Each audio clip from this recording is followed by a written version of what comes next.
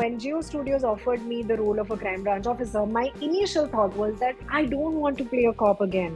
I don't want to do it. But again, as I said, I cannot say no to Geo Studios. So I said, okay, let me just go and do the meeting. I think that will I feel regret if I say no to this? And the answer was yes. Hello, hi, and welcome to Bollywood Gupshup with Pooja Navate. And today I'm in conversation with Aksha. Hello, hi, welcome to Awesome TV. Hi, thank you. Have you been, Aksha? I've been good. How are you? I am good. Congratulations for a lot of successful projects, upcoming projects as well as the past projects that you hailed. Thank you. Good acting skills. When you look at your journey, you rose to fame with Jamtara. But having said that, when you look back at the journey, what made Aksha so popular in Jamtara? I really don't know. I think that the whole stereotypical portrayal of a female cop, which we have seen over the years in Indian cinema specifically. I think Jamtara kind of changed that a little bit. I mean, for me also personally, when I had met the director of Jamtara, and he told me that this is the role that I'm offering you, and I actually laughed because for me also, I don't look or seem like the like a cop. Like if you see me personally, I'm very like small and petite, and so I don't have the personality of a cop at all. And I'm always like smiling. I'm always like, I have a very like welcoming face. When he offered it to me, I really laughed. But I think that was exactly what he wanted to change. I think he wanted to change the whole stereotypical image of a female cop that we see in Indian cinema specifically. And I think that he wanted people to believe that, okay, when she walks into the room, she may be small, but, she's got power in her eyes. And I think that really kind of resonated with people when they saw Jamtara. Yeah, and how has life changed post Jamtara? My perspective on my job has changed a lot. The way I look at my work has completely changed. I don't look at the mirror anymore when I'm on set. I don't look at the monitor at all. Like a lot of actors do like to watch every shot on the monitor. But for me, I think my focus has changed. My priorities in what I want to do has changed a lot post Jamtara. And I really, really owe it to that series for teaching me so much. When you say you don't look at the monitor, does that mean you are a director's actor? You don't interfere in anything else other than the script that you have got? And then the skills as an actor you have to portray on the screen? I have always been a director's actor, and I am a huge pain in my director's backsides, if I may say so. I'm a huge pain, because I think that I always believe that every character and every story is a collaboration between an actor and the director. And I feel that, for me, I need to really, really understand what my director is looking at for the character, and I need to put out my perspective as well. So I really eat my director's heads. I really sit down and I take notes, and I really, really like to do that.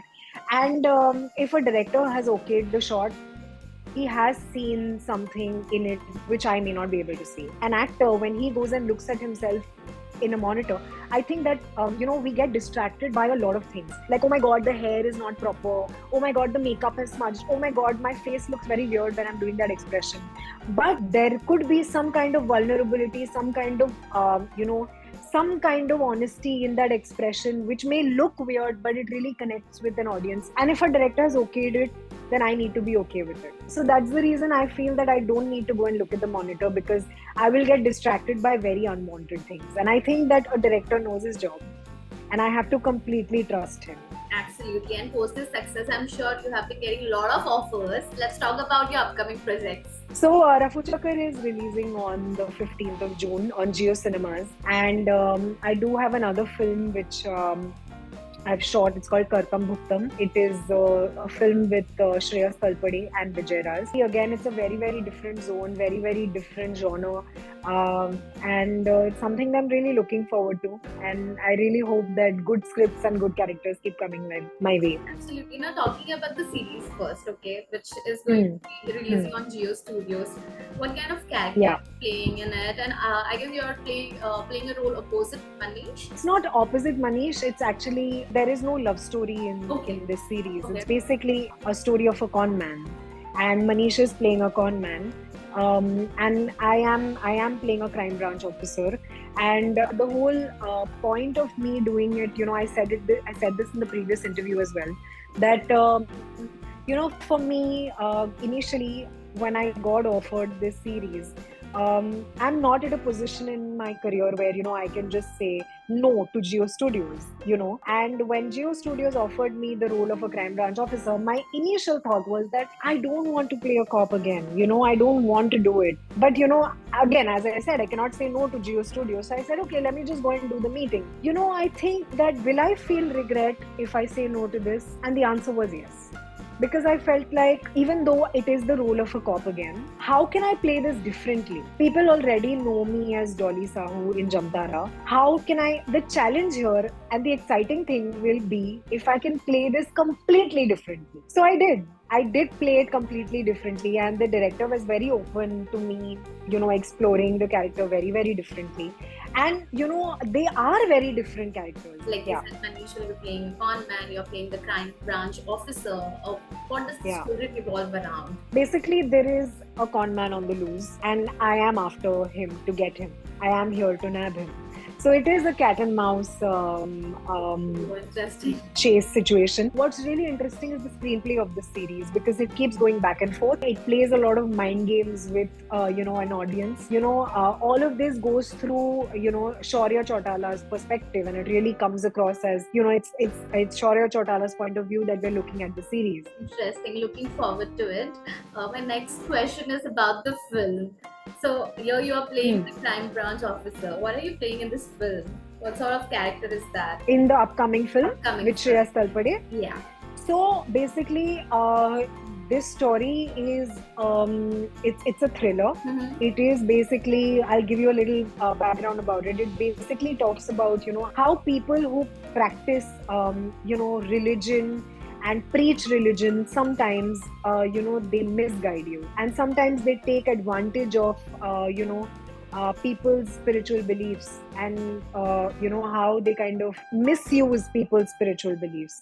And I think that that was a very, very interesting concept there. As you've seen a lot of babas, so they take advantage. Some of them are genuine and some of them are not. Yeah. And here we are talking about the ones who are not. And how Shreyas Talpade kind of gets involved in this whole, gets influenced by one such baba, and how I come into the picture and save him. I'm basically playing his girlfriend, and how we kind of get him out of that situation is the story. Are you very religious or spiritual in real life? I am spiritual. I'm religious too. I feel that religion and anything spiritual is a very personal, nobody can teach you what to do. I think that anything that you do with your heart and anything that is genuine is something that I believe in. So I don't get too much into religious practices, but I am spiritual. I do have conversations with God every day, but in my own way. So I think that also counts as being spiritual. Aksha, you are also very active in social work when it comes to animal welfare, and I personally am. So just wanted to know what all is going around. How do you participate in animal welfare? So I am not part of any NGO, or I don't volunteer with any kind of NGO because I think that volunteering is a very, very serious thing, and I think that it takes a lot of commitment. It takes a lot of time. I think that we as human beings are very capable of asking for what we want. Animals are not. And I think that we have a responsibility towards society. You know, we as human beings have captivated every piece on land and said, "Ha, ye hamara, wo hamara," and we have left animals with nothing. If you think about it, you know, we have people in societies saying, "Why are there cats in the building? Why are there dogs in the building? Take them and relocate them somewhere else." I fight with people on a daily basis regarding that, because I think that, you know, God has created this earth for everybody. We have, you know, started taking over forests, we have started cutting down trees, and that is not fair for animals. I've been feeding cats and dogs for the last 12 years. I have a terrace right outside here in which I have water bowls which I refill every day, thrice a day. My door is always open because cats in my building, whenever they feel hot, they come inside. I'm on the first floor, so they come and they sit inside my house all day. And whenever they feel like, they can walk out. And I think that this is not something great that I'm doing. It is not something I should be appreciated for. This is our responsibility. This is something that everybody should do. Yeah, I have stopped eating non-veg. I yeah. don't use leather products. And if I have a little bit of influence through my social media, I try and put it out there, because from my post, if even one person can get influenced to do something good for an animal, I think it's worth it.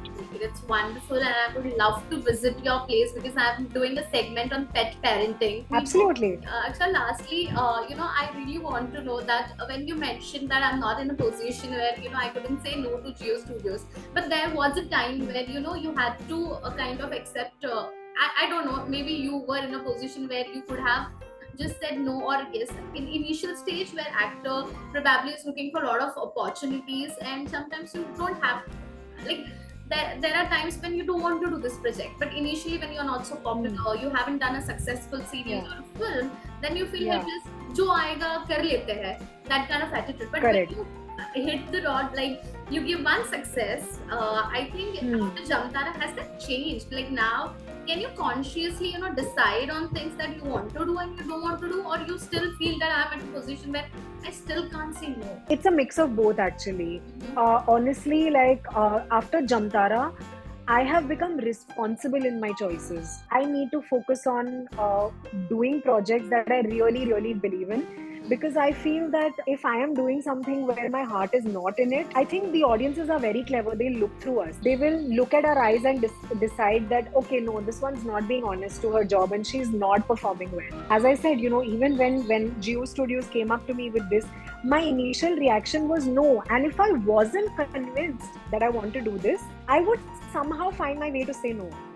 And I'm not saying that with any kind of pride. I'm not saying that, oh, I have reached there and I can say no to anybody. No, I have still not reached there. Wish you all the luck and all the best, Aksha. Thank you. Let's meet. Thank you so soon. much. Let's catch up soon. It was simply awesome talking sure. to you. How has life changed post Jamtara? You know, my perspective on my job has changed a lot. The way I look at my work has completely changed. I don't look at the mirror anymore when I'm on set. I don't look at the monitor at all.